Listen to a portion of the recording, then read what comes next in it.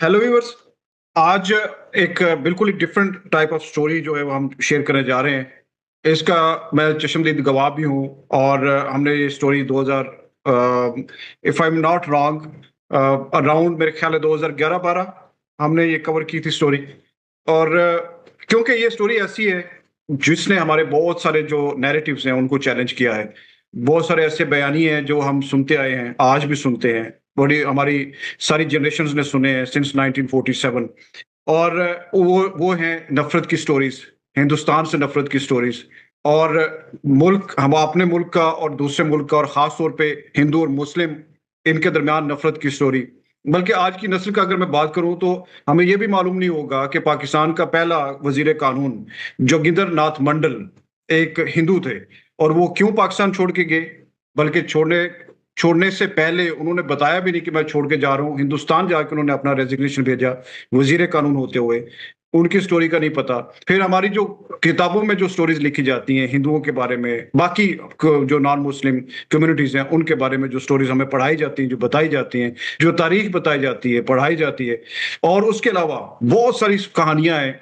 हमारे जो मजहबी उलमा है, जो मजहबी तबका है, वो किस किस्म की स्टोरीज बताता है। जो हमारी रियासत के नैरेटिव्स रहे हैं तारीख में, वो किस तरह से हैं। यानी हम अवाम के भी एक दूसरे के दिलों में नफरतें हैं, और जब हम मिलते हैं तो वो नफरतें क्या एहतराम में बदलती हैं, नहीं बदलती हैं। ये एक स्टोरी ऐसी है जिसने एक पूरे खानदान उनसे जुड़े हुए लोगों का बिल्कुल ही नैरेटिव तब्दील किया है। हमारे साथ आज मौजूद है उनैजा हैदर, जिनके और उनके बच्चे की जो स्टोरी है मैं चाहूंगा उन्हीं की जुबानी आपके साथ शेयर की जाए। जो भारत के साथ उनकी नफरत जो थी, वो एहतराम में कैसे बदली। वेलकम। सबसे पहले तो उनैजा हैदर, आपके कि आपने वक्त दिया। मैं चाहूंगा सबसे पहले तो थोड़ा सा ब्रीफ एक बता दें कि आपको भारत जाने की जरूरत क्यों महसूस हुई पाकिस्तान से। ऐसी क्या मजबूरी थी जिसकी वजह से आपको भारत जाना पड़ा। मेरे छोटे बेटे को हाइपर ऑक्सील्यूरिया टाइप 2 डायग्नोज हुआ था 2012 में। और उस टाइम पे हमें डॉक्टर्स ने बताया था कि इसका इलाज या तो सिर्फ चाइना में है या इंडिया में है। और उसको लिवर और किडनी दोनों के ट्रांसप्लांट की ज़रूरत थी।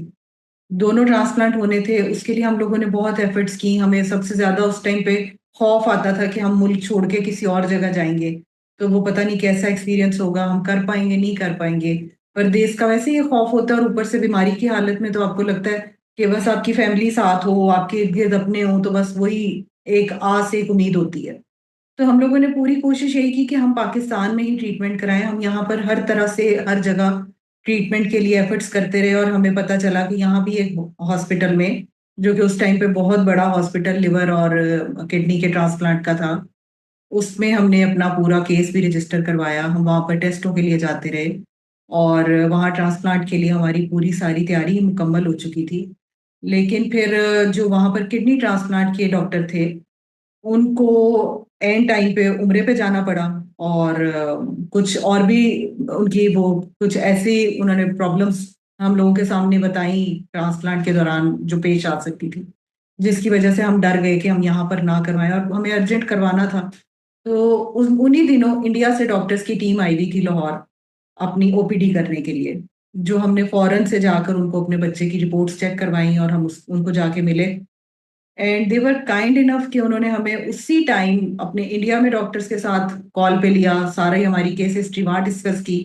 और जैसे ही वो यहाँ से गए, उन्होंने जाते ही हमें वीज़ा भेजा, और विद इन 3 डेज हमारा वीज़ा लग गया। तो 2014 में हम लोग मार्च के महीने में इंडिया गए, और वहाँ जाकर फिर हमने अपने बेटे का ट्रांसप्लांट करवाया। माशाल्लाह बिल्कुल कामयाब ट्रांसप्लांट हुआ, और इंडिया से उसका पूरा इलाज जो है वो उस टाइम पे करवा के आए और हम। जो जहां तक मुझे याद आ रहा है, जो जिस हॉस्पिटल की आप बात कर रही है, इस्लामाबाद का बहुत बड़ा एक प्राइवेट हॉस्पिटल है। क्योंकि ये स्टोरी हमने कवर भी की थी जियो न्यूज के ऊपर भी, जब आप इंडिया से वापस आई थी कामयाब इलाज के बाद। और वहां पे भी मीडिया ने बहुत बड़ी कवरेज दी थी, क्योंकि केस बहुत कॉम्प्लिकेटेड था। एक बहुत लंबी जंग लड़ी आपके बेटे ने वहां पे, और आप लोग भी सब ये यकीनी तौर पे उस सारे माहौल में, उस टेंस माहौल में वहां पर मौजूद थे। तो मैं ये चाहूंगा कि आप ये भी शेयर करें कि जाते हुए जब भारत के, क्योंकि भारत का जब हम नाम लेते हैं, हिंदुस्तान का नाम लेते हैं, तो हमारे अंदर जो एक हमारे जिन्हों में बिठाया गया हुआ है एक नफरत का पहलू, एक डर का, एक खौफ का, कि किस तरह से हम भारत जाएंगे और वहां पे कैसा सलूक होगा। मैं चाहूंगा कि वहां जाने से पहले जो एक आपके अपने अंदर खौफ होता है, वो किस तरह का था, वो जरा शेयर करें। और फिर वहां पे जाके किस तरह का माहौल आपने देखा और किस तरह लोगों का एटीट्यूड था। क्योंकि मैं इसलिए चाह रहा हूँ कि हो सकता है कुछ लोग ये सोचें जी कि ये पता नहीं प्रो इंडिया बात हो रही है या इंडिया की प्रमोशन हो रही है। बात उसकी नहीं है, बात सिर्फ ये है कि हमारे अंदर जो नफरतें पलती रहती हैं और इसको एक जानबूझ के नफरतें एक दूसरे के दिलों में बिठाई जाती हैं। यकीनी तौर पे इंडिया की साइड पे भी बहुत से लोग ऐसे होंगे जिनके अंदर नफरतें हैं, जो बयान की जाती हैं, जो मीडिया आपको बताता है, जो और बहुत सारे फैक्टर्स बताते हैं। तो ये बेसिकली उसकी एक बात है कि हम अपने नैरेटिव्स को चैलेंज करना सीखें।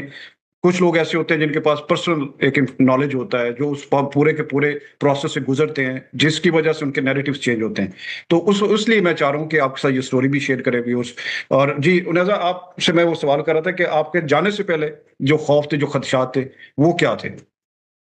शदीद खौफ था और ऐसे लग रहा था मैं जंग पे जा रही हूँ, क्योंकि जिस तरह की मुझे चीजें बताई जा रही थी और जो जो सुनता था कि मैं इंडिया जाने लगी हूँ, वो एक अजीब सी कहानियां सुनाना शुरू हो जाता था। और वहां के कि ये हो जाएगा, वहां तो बड़े जालिम लोग हैं, उनको तो मुसलमानों से नफरत ही बहुत है। मैंने यहाँ तक सुना, जो मैं अब सोचती हूँ तो वाकई मुझे हंसी आती है। और मैंने वहां बाद में बहुत लोगों को ये बात बताई भी कि वो थोड़े से कॉन्फिडेंट होके अपने इलाज के लिए इंडिया जा सकें। तो मुझे यहाँ तक बताया गया कि वहां पर जिस वक्त सर्जरी हो जाती है तो फिर वो लोग ब्लड नहीं देते। और ऑब्वियसली लिवर और किडनी ट्रांसप्लांट इतनी बड़ी सर्जरी है कि उसमें बहुत सारे ब्लड की जरूरत पड़ती है। तो मुझे यहाँ तक बताया गया कि ब्लड नहीं देते और आपके गले में एक पट्टी डाल के तो मस्जिद के बाहर बिठा देते हैं और कहते हैं कि जाके वहां पे खून अरेंज करके लाओ मुसलमानों का। मेरे लिए वो ऐसा टाइम था कि मुझे लगता था कि मैं बहुत कोई गलत फैसला कर रही हूँ कि मुझे इंडिया नहीं जाना चाहिए, मैं दुनिया के किसी कोने में चली जाऊं, मगर मैं इंडिया से ट्रीटमेंट ना करवाऊं। लेकिन मेरे अब्बू का बहुत बड़ा उस वक्त ये था, मुझे पीछे से बैक थी कि तुम बेफिक्र रहो, मैं चल रहा हूँ। और हम लोगों के कुछ ऐसे हालात थे उस टाइम पे, कुछ मेरे अपने कुछ पर्सनल ऐसे इश्यूज थे कि मेरे पास साथ लेके जाने के लिए अटेंडेंट्स नहीं थे। तो मैं थी और मेरे अब्बू थे। और चूंकि मेरे बेटे के दो ट्रांसप्लांट थे, लिवर भी होना था और किडनी भी होना था, तो दो डोनर्स थे। तो असूलन और मतलब जो उसके हिसाब से वीजा मिलता है, वो हम एटलीस्ट 8 लोग हम जा सकते थे। तो हम टोटल 5 लोग थे, हमारे पास अटेंड करने के लिए लोग भी नहीं थे। तो मैं मजीद घबराई और सहमी हुई थी कि वहां पर हम करेंगे क्या, ना कोई फैमिली होगी, ना कोई अपने होंगे, ना कोई अटेंड करने के लिए साथ मदद होगी। तो मैं क्या करूंगी, क्योंकि मैं 3 साल से यहाँ के हॉस्पिटल्स में जा रही थी और अपने मुल्क अपने शहर में होते हुए मुझे जिस किस्म की हर्डल्स और जिस किस्म की मतलब परेशानियां देखनी पड़ती थी पूरे खानदान के होते हुए, उसमें मैं कहती थी हम 3 4 लोग जाके करेंगे क्या, बच्चे को संभालेंगे, डोनर्स को संभालेंगे या एक दूसरे को तसल्ली देंगे। लेकिन जब हम वहां गए और जब हमारा वहां पर स्टार्ट हुआ ट्रीटमेंट, हमें जाते ही अगले दिन ही उन्होंने एडमिट कर लिया। और जिस दिन एडमिट किया उससे लेके माशाल्लाह कामयाब तरीके से बच्चे के सारे इलाज के होने तक, ऐसे लगता था मैं किसी मतलब इधर पाकिस्तान में पूरी फैमिली भी वो सपोर्ट और वो प्यार नहीं दे सकती जो मुझे वहां पर हॉस्पिटल में डॉक्टर्स, इर्द गिर्द वाले जो मरीज थे। मैं डायलिसिस के लिए अपने बेटे के उधर डायलिसिस सेंटर जाती थी, रोजाना डायलिसिस होता था इसका। तो जाहिर है वहां तो सारे इंडियंस ही होते थे जो डायलिसिस के लिए आए होते थे, मैं वाहिद होती थी पाकिस्तानी जो अपने बच्चे के साथ वहां होती थी। तो इर्द गिर्द के जितने लोग थे उनकी जो बॉन्डिंग बनी, जिस तरह वो मेरे लिए लाइक, मुझे एहसास ही नहीं हुआ कि मैं एक ऐसे मुल्क में हूँ जहाँ मैं किसी को नहीं जानती।